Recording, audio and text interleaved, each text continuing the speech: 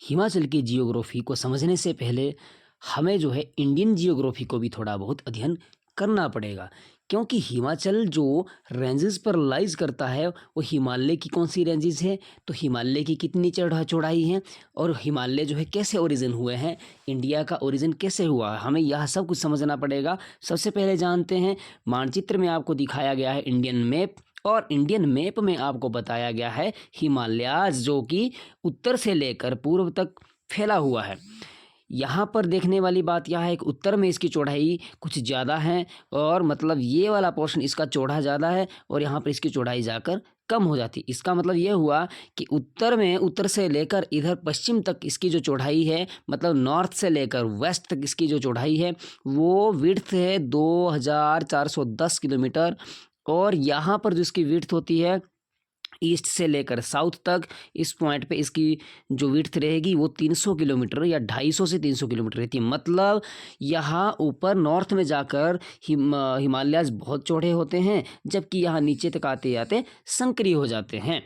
इस तरह से हम आगे देखते हैं कि जब भी हमारा भारतवर्ष जो कि आज का भारत है, जब भी भारतवर्ष बना था तो ये किस प्रकार से बना होगा, क्या पहले भी यहाँ एक भूमि का टुकड़ा इसी प्रकार से इसी शेप में था जिस शेप से आप इसको मानचित्र में देख रहे हैं, या इसकी कुछ और शेप थी? तो जानते हैं इसके आगे इंडियन जियोग्राफी के पार्ट से। सबसे पहले एक पूरा का पूरा महाखंड होता था जो कि यहाँ पर आपके पास दिखाया गया है, जिसका नाम पेंजिया होता था। पेंजिया के दो टुकड़े हो जाते हैं, ऊपर वाले भाग को लोरेशिया कहा जाता है और निचले वाले भाग को गोंडवाना कहा जाता है। यह जो महाखंड था, इस पूरा का पूरा महाखंड के जो टुकड़े हुए हैं, यह टुकड़े जो है वो कहाँ से होने शुरू हुए थे? धरती के इस महाखंड की शुरुआत दक्षिणी गोलार्ध यानी कि सदर्न पार्ट में मौजूद अंटार्कटिक सर्कल से हुई थी, जिससे विभिन्न देशों के खंड टूटकर अलग हुए हैं। पृथ्वी के गर्भ में प्लेट के खिसकने से यह प्रक्रिया लगातार चलती रहती है। यही कारण है कि जब महाखंड से टूटकर खंड बने तो वह धरती में बदलाव का कारण बन गए। करोड़ों साल पहले जब महाखंड टूटा तो उसके दो भाग हो गए, जिसके दक्षिणी हिस्से को मतलब सदर्न पार्ट को गोंडवाना लैंड कहा गया और उत्तरी हिस्से को मतलब नॉर्दर्न पार्ट को लोरेशिया कहा गया। और बीच वाले पोर्शन में इसमें क्या है? समुद्र रह गया, मतलब पानी ही पानी है, जिसको कि परमो ट्रियासिक कहा गया या कि टेथिस सागर कहा गया। अब इस प्रक्रिया को पूरा होने में करोड़ों साल लग गए थे। बाद में लोरेशिया से भी कुछ खंड अलग हो गए, जिसमें जैसे मतलब लोरेशिया वाला पार्ट है, जो ऊपर वाला पोर्शन है, उसमें यूरोप, एशिया और नॉर्थ अमेरिका जैसे महाद्वीपों का निर्माण हो गया। जबकि निचले वाला जो पोर्शन है, पार्ट है, जबकि गोंडवाना से अलग हुए हिस्से अफ्रीका, ऑस्ट्रेलिया इस नाम से जाने लगे। वर्तमान में भौगोलिक रूप से भारत एशिया का एक हिस्सा है, जबकि पहले ऐसा नहीं था। करोड़ों साल पहले का भारत जो है गोंडवाना लैंड का एक हिस्सा था। जब भारत का भूमि का टुकड़ा गोंडवाना लैंड से अलग हुआ तो अंदरूनी प्लेट संचरण की वजह से एशिया की तरफ चला गया, क्योंकि आप जानते हैं कि जो हमारी प्लेट्स हैं, टेक्टोनिक प्लेट्स हैं, वह कभी कभी एक दूसरे के ऊपर भी जाती है और ये संचरण करती रहती है, मतलब एक स्थान से दूसरे स्थान तक जाती रहती है। इसलिए जो एशिया, जो हमारा इंडिया है, इंडिया हमारा एशिया की तरफ खिसकता हुआ लगातार चलता रहता है। हुआ क्या कि जब जो लद्दाख के नज़दीक जो है, लद्दाख के नज़दीक का जो स्थान है, यहाँ आप इसमें देखिए चित्र में दिखाया गया है। सबसे पहले निचले वाला पोर्शन, सबसे लास्ट में जो है साउथ में, यहाँ पर दिखाया गया, ये वाला आपका इंडिया था।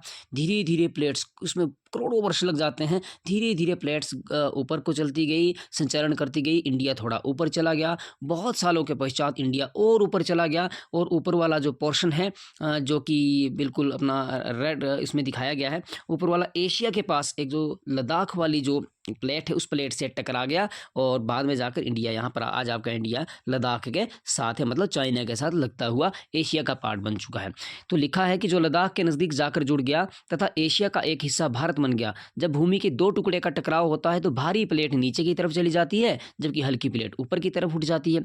इन प्लेट से लद्दाख क्षेत्र के आसपास के टकराने से पहाड़ और हिमालय का निर्माण हो गया। ये प्लेट्स एशिया की तरफ बढ़ती जा रही है, इसीलिए हिमालयाज और पहाड़ व पर्वतों की हाइट भी लाखों सालों से बढ़ती जा रही है। पेंजिया और उससे जुड़ी थ्योरी को दुनिया के सामने रखने का श्रेय अल्फ्रेड वेगनर को जाता है। जो कि 1912 में जिसने कि ये हम सभी के पास अपना इस विषय में बताया था, जो कि जर्मनी से थे। उनके अनुसार पेंजिया का अर्थ है संपूर्ण पृथ्वी, पूरी की पूरी पृथ्वी। पैंथालासा का अर्थ है विशाल महासागर, अर्थात जल ही जल। वैगनर के तर्क के अनुसार लगभग 20 करोड़ वर्ष पहले इस बड़े महाद्वीप पेंजिया का विभाजन आरंभ हुआ। पेंजिया पहले 2 बड़े महाद्वीप में था, एक लोरेशिया और एक गोंडवाना लैंड। ठीक है, तो वैगनर ने कहा कि हमारा जो इसने 2 थ्योरी दी, अपने 2 थ्योरी की वजह से ही जो हमारी प्लेट अपना गोंडवाना लैंड से लोरेशिया की तरफ खिसक गई और ऊपर जाकर लद्दाख से जाकर टकरा गई। तो अभी समझते हैं, यहाँ पर देखते हैं।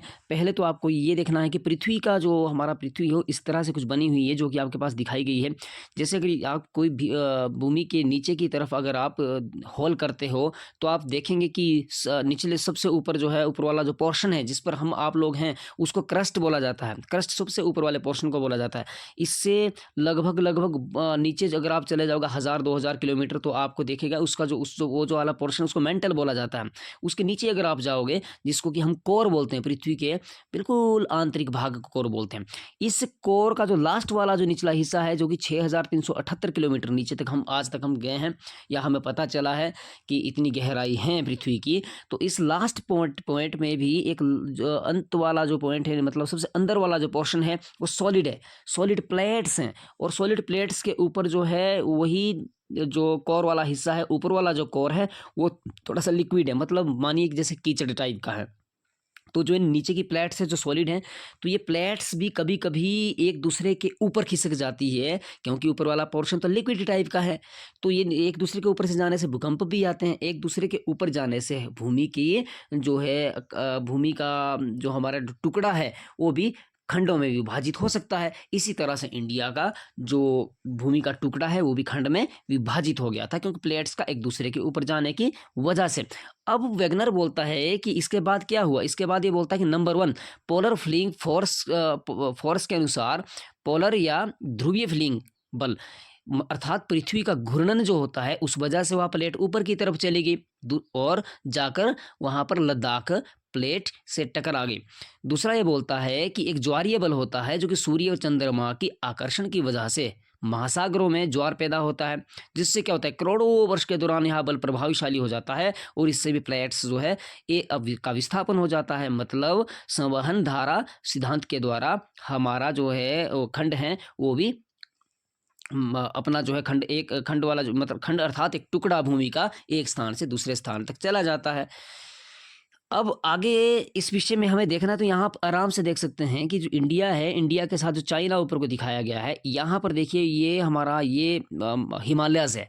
हिमालयस कैसे बने हैं यहाँ पर आप देख लो, ये प्लेट्स ऊपर चली गई और इस प्लेट के ऊपर जाने से ऊपर लद्दाख के आसपास या जो ये दिखा चाइना वाला जो पोर्शन है, यहाँ पर भी कुछ लिक्विड टाइप का जैसे जिसको हम गाद बोलते हैं उस तरह से कुछ जमा हुआ था, अवसादी पदार्थ जमा हुआ था।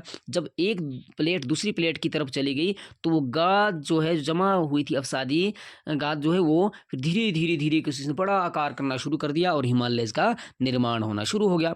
तो most of the Himalayas ranges fall in India, Nepal and Bhutan. मतलब जितने भी इंडिया ने जो हमारे मोस्ट ऑफ हिमालयस हैं वो इंडिया में है, नेपाल में है और भूटान में है। थोड़ा थोड़ा जो इसका पोर्शन है वो तिब्बत की तरफ भी है और पाकिस्तान और अफगानिस्तान में भी इसका पोर्शन हिमालयस लगते हैं। फिर इसके अंतर्गत 4 पर्वत श्रेणियाँ आती है, ट्रांस हिमालयज और बृहद हिमालयज, मध्य हिमालय और शिवालिक हिमालय। वैसे तो 3 श्रेणियाँ इसमें हैं, जैसे नंबर 1 शिवालिक हिमालय सबसे निचले वाली होती है, इसकी हाइट भी कम होती है। मध्य हिमालय, लघु हिमालय जिस पर आज आपका हिमाचल बसा हुआ है, बृहद हिमालय या सर्वोच्च हिमालय जो कि सबसे ऊंचा हिमालय हैं। ये 3 श्रेणियाँ हैं। चौथी जो है वो हमारी प्लेट टकराने से नहीं बनी हुई है, ट्रांस हिमालयज पहले ही ऑलरेडी थे। हमारे प्लेट के टकराने से तो शिवालिक, मध्य हिमालय और बृहद हिमालय बने हैं, जो कि आप यहाँ पर मानचित्र में भी देख सकते हैं। तो नेक्स्ट है हमारे पास, एक एक करके हम समझते हैं शिवालिक हिमालय। शिवालिक हिमालय सबसे छोटी हाइट हिमालयस की, जो आज का आपका पाउंटा साहिब है, ऊना है, हमीरपुर है, छोटे छोटे नीचे नीचे वाले मैदानी क्षेत्र हैं, वो सारा का सारा शिवालिक हिमालय में आता है। शिवालिक हिमालय को बाह्य हिमालय कहा जाता है और जो आपका शिवालिक हिमालय श्रेणी का स्वतंत्र अस्तित्व जो है कोसी नदी तक दिखाई देता है। कोसी नदी कौन सी है? जो कि आपके नेपाल से निकलती है और बिहार राज्य में प्रवेश करती है, बाद में गंगा नदी में मिल जाती है। ठीक है, शिवालिक जो है लगभग अरुणाचल प्रदेश में जाकर चार भागों में जो है ये नज़र आता है। मतलब कौन कौन से पार्ट है, पहाड़ियाँ हैं वहाँ पर, वो है डफला पहाड़ी, मीरी और अबोर और मिश्मी। ये चारों पहाड़ियाँ जो है अरुणाचल प्रदेश में शिवालिक की पहाड़ियाँ हैं। डफला, मीरी, अबोर और मिश्मी पहाड़ियों का नामकरण यहाँ रहने वाले जनजातियों के नाम पर रखा गया है। और आपको बता दें कि हमारे जो है ये शिवालिक जो है शिवालिक और लघु हिमालय के बीच के क्षेत्र को दून और द्वार कहा जाता है। एक द्वार मतलब इसका द्वार जब हम हिमालय की तरफ जाते हैं, और दूर मतलब उसका बाहर की तरफ अगर आप जाते हैं, जैसे कि देहरादून और हरिद्वार। हिमालय पश्चिमी और पूर्वी छोर पर दक्षिण की ओर मुड़ा हुआ है। पश्चिमी छोर पर इसको सिंधु गार्ज के नाम से जाना जाता है। ठीक है, और ब्रह्मपुत्र नदी को भी जो है दिहांग ब्रह्मपुत्र नदी के आसपास जो है दिहांग गार्ज के पास जो है इसका पूर्वी छोर स्थित है। खड़ी ढाल वाले घाटी को आई आकार की घाटी कहा जाता है। और नेक्स्ट है लघु हिमालय। लघु हिमालय जो है इसमें बहुत लघु हिमालय की थोड़ी सी हाइट ज़्यादा होती है। इस पर श्रेणियां हैं, पीर पंजाल पर्वत श्रेणी, धौलाधार पर्वत श्रेणी, महाभारत पर्वत श्रेणी, नाग टिब्बा पर्वत श्रेणी, मसूरी पर्वत श्रेणी। जम्मू कश्मीर में पीर पंजाल है, हिमाचल प्रदेश में धौलाधार है, नेपाल में महाभारत है, नेपाल में नाग टिब्बा है, उत्तराखंड में मसूरी पर्वत है। और ये सारी की सारी श्रेणियाँ लघु हिमालय या हिमाचल हिमालय में हैं। और सबसे अधिक हिमाचल का पार्ट्स लघु हिमालय में है। ये प्रश्न HAS में आ चुका है। लघु हिमालय एवं बृहद हिमालय के बीच समतल जो मैदान है इन्हें जो है खुली घाटी कहा जाता है। लघु हिमालय की सबसे पश्चिमी श्रेणी पीर पंजाल कहलाती है, जो कि जम्मू कश्मीर राज्य में है। और आपका पीर पंजाल जो है हिमाचल में भी है। नेक्स्ट जो है हमने देखना है कि जो धौलाधार पर्वत श्रेणी है वो भी हिमाचल में सबसे अधिक पाई जाती है, क्योंकि यहाँ आती तो जम्मू कश्मीर से लेकर इधर उत्तराखंड तक है, पर हिमाचल में सबसे अधिक धौलाधार पर्वत श्रेणी देखने को मिलती है। और हिमाचल के रामपुर को ये दो भागों में विभाजित करती है। जो रामपुर में सतलुज नदी इसको काटती है। हिमाचल प्रदेश की राजधानी शिमला, ये भी धौलाधार में है। मसूरी हो गया आपके पास धौलाधार में। नाग टिब्बा पर्वत श्रेणी हो गया आपका धौलाधार में है। महाभारत पर्वत श्रेणी होगी नेपाल में, ये भी धौलाधार पर्वत श्रेणी में है। लगभग पूरे साल ये बर्फ़ से तो नहीं ढका रहता है, लगभग 6 महीने तक तो बर्फ़ से ढका ही रहता है। लघु हिमालय के अंतर्गत शीतोष्ण मुलायम घास के मैदानों को जम्मू कश्मीर में मर्ग कहा जाता है। उदाहरण के लिए गुलमर्ग हो गया, सोनमर्ग हो गया।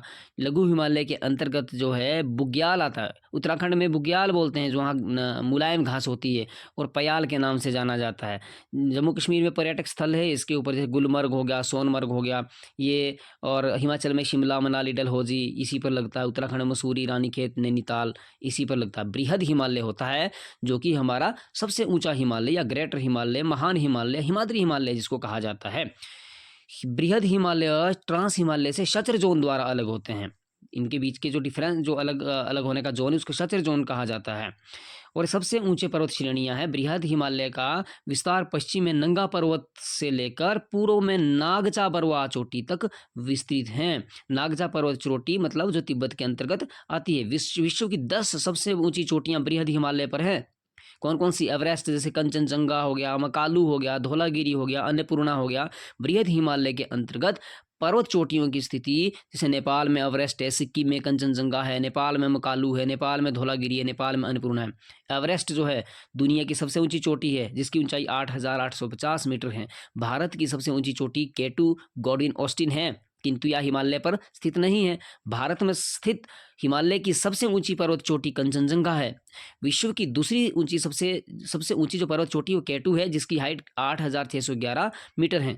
हिमालय की सबसे पूर्वी पर्वत चोटी नामचा बरवा कहाँ पर है? तिब्बत में स्थित है। फिर इसमें देखो आपके इसी पर जो है वो तिब्बत में नामचा बरवा, सिक्किम में कंचनजंगा है, नेपाल में मकालू है, वैसे गंगोत्री, यमुनोत्री, कामोठ, नंदा देवी, त्रिशूल, बंदरपूछ जो कि उत्तराखंड में है, बद्रीनाथ सेक्टर उत्तराखंड में है। ट्रांस हिमालयज हैं, ये हिमालयज हमारे बनने से भी पहले बने हैं। पहले के हिमालय हैं और ट्रांस हिमालय जो हैं वो पुराने हैं, जबकि हमारा हिमालय जो है हिमालयज़ वो नए हिमालयज़ हैं। ट्रांस हिमालयज़ के अंतर्गत हिमालय के उत्तर में जम्मू कश्मीर राज्य में 3 पर्वत श्रेणियों को शामिल किया जाता है: काराकोरम पर्वत श्रेणी, लद्दाख पर्वत श्रेणी, जास्कर पर्वत श्रेणी। ट्रांस हिमालय को पार हिमालय भी कहा जाता है। अर्थात आप समझ रहे होंगे, जब हमारी प्लेट जो है लद्दाख प्लेट की तरफ गई तो उस समय पहले ही ट्रांस हिमालय मौजूद था। उसके बाद हमारे जाने से, हमारी प्लेट के ऊपर खिसकने से वहाँ पर जो है अवसाद जो जमा हुआ था, उस अवसादों से 3 हिमालय श्रेणियाँ हमारी और बन गई। इसलिए हमारा जो 3 श्रेणियाँ हैं वो न्यू हिमालय, नया श्रेणियाँ कहलाई जाती हैं। काराकोरम ट्रांस हिमालय का सबसे उत्तर में स्थित पर्वत श्रेणी है। हिमालय का उत्थान जो है टेथिस सागर में जमा अवसादी मलबों से हुआ है, किंतु ट्रांस हिमालय का निर्माण टेथिस सागर में अवसादी मलबों से नहीं हुआ है। यह उससे भी पहले हो चुका था, उससे भी प्राचीन पर्वत श्रेणी है। अधिक ऊंचाई होने के कारण ट्रांस हिमालय वर्ष भर हिम से ढका हुआ रहता है, यहाँ वनस्पतियाँ नहीं पाई जाती है। और भारत की सबसे ऊंची चोटी केटू, गॉडविन, ऑस्टिन काराकोरम पर्वत श्रेणी पर ही स्थित है। काराकोरम पर्वत श्रेणी पर 4 प्रमुख ग्लेशियर पाए जाते हैं: सियाचिन, हिस्पर और बियाफो। काराकोरम पर्वत श्रेणी का विस्तार पूर्व में तिब्बत तक है। तिब्बत में काराकोरम को कैलाश श्रेणी कहा जाता है। काराकोरम पर्वत श्रेणी के दक्षिण में लद्दाख पर्वत श्रेणी है। लद्दाख पर्वत श्रेणी पर ही राकापोशी शिखर है। राकापोशी शिखर दुनिया की सबसे तीव्र ढाल वाली चोटी है। लद्दाख पर्वत श्रेणी 2 नदियों के बीच में स्थित है। इसके उत्तर में श्योक नदी है और इसके दक्षिण में सिंधु नदी है। श्योक नदी सिंधु नदी की ही सहायक नदी है। सिंधु नदी तिब्बत पठार के चेमायुंगडुंग ग्लेशियर से निकलती है। सिंधु नदी का उद्गम स्थान से उत्तर पश्चिम की ओर लद्दाख एवं जास्कर पर्वत श्रेणियों के मध्य प्रभावित होती है। वर्तमान केंद्र शासित प्रदेश लद्दाख की राजधानी लेह सिंधु नदी के तट पर स्थित है। लेह लद्दाख एवं जास्कर पर्वत श्रेणियों के मध्य स्थित हैं। लेह जो है वह सिंधु नदी के दाहिने तट पर स्थित हैं। तो ये हमारे हिमालयज सिस्टम था जो हमने जानने की कोशिश की कि किस तरह से हमारे हिमालयज बने हैं। तो सबसे पहले आपने ध्यान रखना है कि जो हमारा एक महाखंड था आज से 250 मिलियन वर्षों पहले, वो उसको पेंजिया बोला जाता था। पेंजिया के 2 टुकड़े होते हैं। भूमि के आधा उसको पार्ट कर लो, उसके ऊपर वाले पोर्शन को आप बोलोगे लोरेशिया और निचले वाले को बोलेंगे आप गोंडवाना, और इसके जो सागर है उसको बोलेंगे, जो पानी वाला भाग, टेथिस सागर हम कहेंगे। तो शिवालिक वाला पोर्शन सबसे कम हाइट का है। उसके बाद लेसर हिमालयाज, जिन हिमालयज की हाइट 4500 तक है। उसके बाद ग्रेटर हिमालयाज जिसकी हाइट जो है वो लगभग 4600 मीटर तक है, मतलब 3600 से 4500 मीटर तक है।